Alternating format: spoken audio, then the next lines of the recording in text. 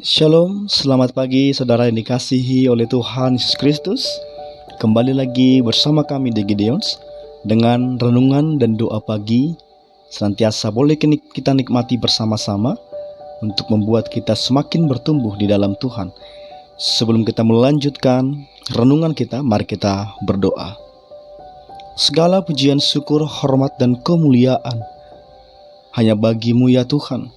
Untuk segala kasih dan kemurahan Tuhan yang Kau nyatakan bagi kami, yang Kau limpahkan bagi kami. Sungguh kami bangga punya Bapa yang luar biasa seperti Engkau. Kau menjagai kami, Kau menibakan kami Tuhan di pagi hari yang indah ini. Dan kami sungguh bersyukur. Saat ini Tuhan, sebelum kami memulai aktivitas kami ingin serahkan seluruh kehidupan kami ke dalam tangan pengasihan Tuhan.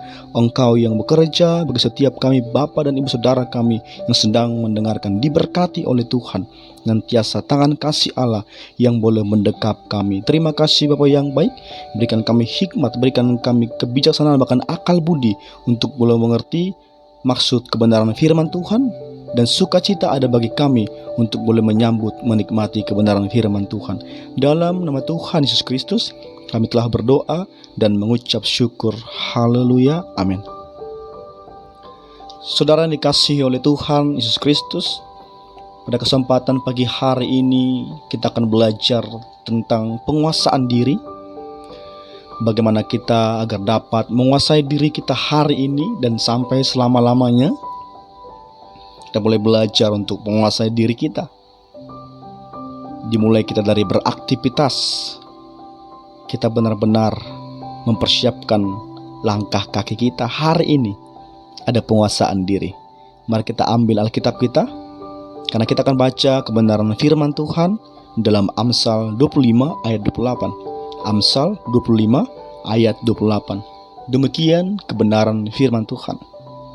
Orang yang tak dapat mengendalikan diri adalah seperti kota yang roboh temboknya. Oke, bacakan kembali. Orang yang tak dapat mengendalikan diri adalah seperti kota yang roboh temboknya. Amin. Saudara yang dikasihi oleh Tuhan Yesus Kristus,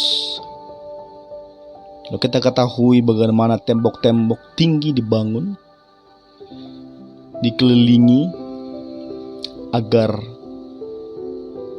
ada benteng perlindungan, atau tembok tinggi itu berfungsi sebagai benteng perlindungan.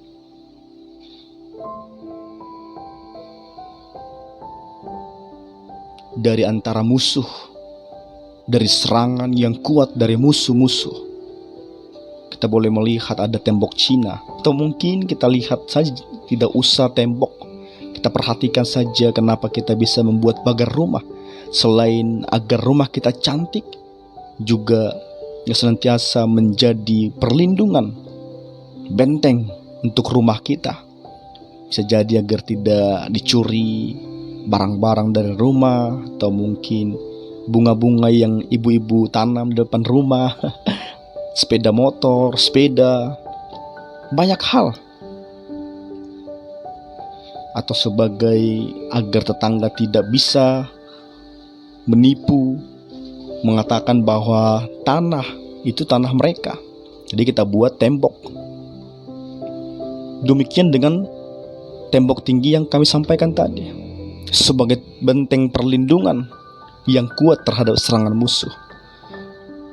Dan apabila Bapak Ibu Saudara tembok tersebut runtuh, maka musuh akan dengan cepat dapat masuk. Kalau suatu kota cepat masuk ke kota itu, atau misalnya rumah kita, kalau temboknya, pagarnya roboh saudara, maka pencuri cepat masuk ke dalam dan dapat menguasai isi rumah Bapak Ibu Saudara. Dan begitu juga orang yang kehilangan penguasaan diri akan menjadi sasaran empuk iblis. Kehidupan Bapak Ibu Saudara, kehidupan kita akan mudah tergoncang dan tidak pernah merasa aman. Karena apa? Karena ia telah ditawan, karena kita telah ditawan, diperdaya oleh iblis. Dalam 1 Petrus 5 ayat 8b berkata, si iblis berjalan keliling sama seperti singa yang mengaum-ngaum dan mencari orang yang dapat ditelannya. Saudara yang dikasihi oleh Tuhan Yesus Kristus, penguasaan diri dalam segala hal sangat penting bagi kita, bagi anak-anak Tuhan. Orang-orang yang memiliki penguasaan diri mampu mengendalikan diri, menjauhkan diri dari segala kejahatan, dapat mendisiplinkan diri sendiri. Maka ketika kita bekerja, ketika penguasaan diri ada pada kita, saat pagi hari ini kita akan beraktivitas. Ada mungkin yang bekerja di perusahaan, ada yang usaha sendiri, ada bisnis. Kalau ada penguasaan diri, tentunya ketika di pekerjaan ada orang-orang yang ingin berbuat jahat kepada kita, yang mencoba membuat kita marah. Kalau ada penguasaan diri yang bagus, maka kita tidak akan pernah terperangkap masuk ke dalamnya, Bapak Saudara. Karena iblis bisa dengan berbagai cara memakai orang-orang di sekitar kita untuk kita terperangkap di dalamnya kalau tidak ada penguasaan diri. Kita boleh melihat ada banyak contoh dalam Alkitab tentang orang-orang yang memiliki penguasaan diri yang bagus. Salah satunya adalah Daud, Bapak Ibu Saudara. Daud dapat menguasai dirinya sehingga nggak membunuh Saul, meskipun ia memiliki kesempatan untuk boleh balas dendam terhadap kejahatan yang dilakukan Saul terhadapnya. Tapi saat melihat Saul berada dalam gua, apa katanya? Dalam 1 Samuel 24 ayat 6-7, dijauhkan Tuhanlah kiranya daripadaku untuk melakukan hal yang demikian kepada Tuanku, kepada orang yang diurapi Tuhan, yakni menjamah dia, sebab dialah orang yang diurapi Tuhan. Demikian juga Yusuf, Bapak Ibu Saudara, pemuda yang takut akan Tuhan, digoda dan dibujuk oleh istri Potifar. Kita boleh membaca dalam Kejadian 39 ayat 12. Marilah tidur dengan aku, kata istri Potifar kepada Yusuf. Tetapi apa yang dilakukan oleh Yusuf? Yusuf meninggalkan bajunya di tangan perempuan itu dan lari keluar. Karena Yusuf dapat menguasai dirinya dari perangkap istri tuannya sendiri, menjaga kekudusan, tidak mencemarkan diri. Dan itulah kehidupan Yusuf semakin berkenan di hadapan Tuhan, Bapak Ibu Saudara. Penguasaan diri tidak dengan sendirinya, namun melalui suatu proses, yaitu tunduk pada pimpinan Roh Kudus.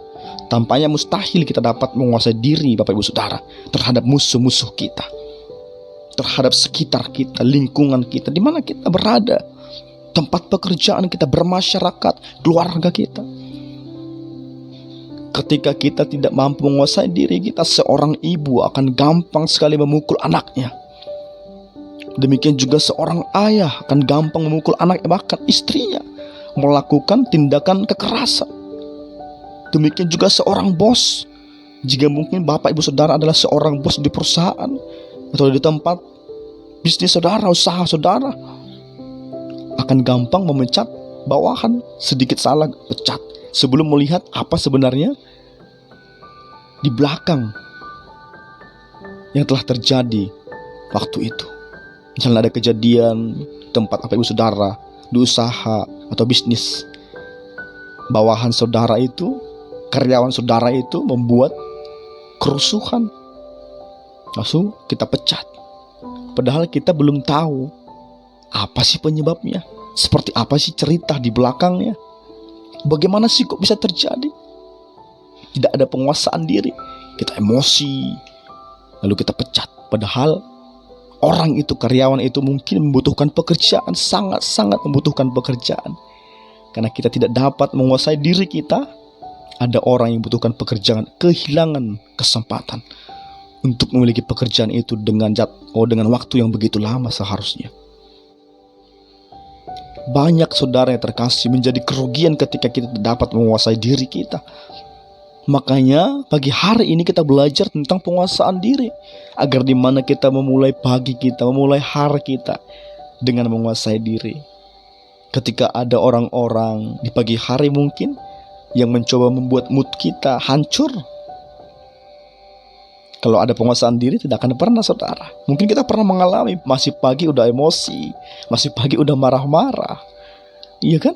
Karena apa? Tidak ada penguasaan diri. Atau mungkin ketika kita mendapatkan pekerjaan, kita bekerja di sana selama 3 bulan, lalu ada orang yang mencari gara-gara kepada kita. Ada mungkin senior kita yang udah lama bekerja di sana, membuat hal-hal yang tidak untuk menjatuhkan kita. Kalau tidak ada penguasaan diri, kita akan keluar, resign dari sana. Padahal kita sedang membutuhkan pekerjaan. Padahal tempat itu adalah tempat kita untuk menghasilkan uang, untuk boleh membantu keluarga kita, untuk masa depan kita. Terus kita resign, kita menganggur lagi. Kalau tiap perusahaan kita lakukan demikian, ada orang-orang yang berbuat jahat, lalu kita tidak mampu menguasai diri, terus kita keluar, maka 1 juta perusahaan pun di Indonesia ini, tempat kita bekerja, akan semua kita jalani dan kita keluar dari sana. Justru di saat itu datang, permasalahan-permasalahan itu ada, orang-orang jahat ada di sekitar kita menghimpit kita. Kita minta tolong kepada Tuhan, kita datang kepada Tuhan agar ada penguasaan diri. Lalu lewat semua itu, lewat hal-hal itu, kita tambah pengalamannya, ada hikmatnya, ada kebijaksanaan. Kita jadi lebih pintar, kita jadi lebih bijak untuk boleh mengatasi hal-hal selanjutnya ke depannya. Ketika ada mungkin kita di lingkungan baru, ada hal tersebut, kalau sudah pernah kita lewati, maka kita mampu, saudara. Karena udah ada jawaban solusi dalam diri kita, udah pernah kita lewati. Demikian Bapak Ibu Saudara yang dikasihi oleh Tuhan. Mari kita belajar penguasaan diri. Kita belajar dari Daud, kita belajar dari Yusuf. Agar apa? Hal-hal baik dapat kita lihat, hal-hal baik dapat kita nikmati. Kita tinggal dalam firman Tuhan, kita boleh mengizinkan Roh Kudus bekerja. Itu adalah menjadi kunci memiliki penguasaan diri Bapak Ibu Saudara. Kami percaya saat pagi hari ini kita belajar tentang penguasaan diri, di mana kita dapat memulai aktivitas kita hari ini dengan percaya diri berkata, aku belajar menguasai diriku agar aku tidak terjatuh, terperangkap, terjerumus, diperdaya oleh si iblis dalam situasi apapun itu, tempat bekerjaku, di bermasyarakat, dimanapun aku berada. Ketika ada penguasaan diri yang baik, aku akan dapat melangkah dengan sukacita.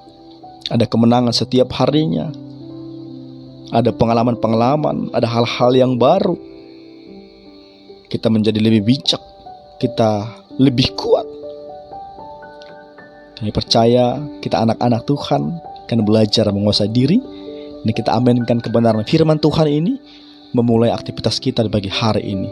Ada penguasaan diri, amin. Mari kita berdoa. Segala pujian, syukur, hormat, kemuliaan bagi nama-Mu ya Tuhan, untuk segala kasih dan kemurahan Tuhan dalam hidup kami. Saat ini kami akan memulai aktivitas kami. Bekerjalah bagi kami. Engkau Tuhan memberkati kami. Segala pekerjaan usaha tangan Bapak Ibu Saudara kami, Tuhan berkati. Jauhkan sakit, penyakit, malapetaka daripada kami. Tapi sukacita Tuhan, lawatan Tuhan senantiasa dapat kami nikmati. Anak-anak Tuhan yang memerlukan pekerjaan, Tuhan berikan pekerjaan yang terbaik. Ada mungkin yang sakit di antara kami, Tuhan yang sembuhkan, Tuhan yang pulihkan dalam nama Tuhan Yesus Kristus. Berikan Bapak Ibu Saudara dan kami semua hikmat, agar ketika doa-doa kami belum terjawab, apa yang kami rindukan belum kami lihat, belum kami nikmati dalam hari-hari kami, agar kami tetap kuat di dalamnya dan kami terus bersabar dan bertekun untuk boleh menantikannya. Ajari kami Tuhan untuk tetap mampu mengucap syukur dalam segala hal, apapun dan bagaimanapun keadaan kami. Terima kasih apa yang baik. Ampuni dosa, kekurangan, kelemahan, ketidakmampuan kami, agar kami layak menerima setiap berkat-berkat Tuhan. Dalam nama Tuhan Yesus Kristus kami telah berdoa dan mengucap syukur. Haleluya, amin. Saudara dikasihi oleh Tuhan, jika terberkati dengan renungan ini, mari berlangganan dengan tekan tombol subscribe untuk dapat mendengarkan renungan setiap hari. Ada banyak renungan yang telah kami suguhkan untuk kita semakin dibangun di dalam Tuhan dan semakin kita kokoh dalam iman percaya kita. Bagikan juga video ini ke semua media sosial kita, ke anak-anak Tuhan untuk boleh memberkati mereka supaya kita diberkati dan juga memberkati. Shalom Bapak Saudara terkasih, selamat beraktivitas. Tuhan Yesus memberkati.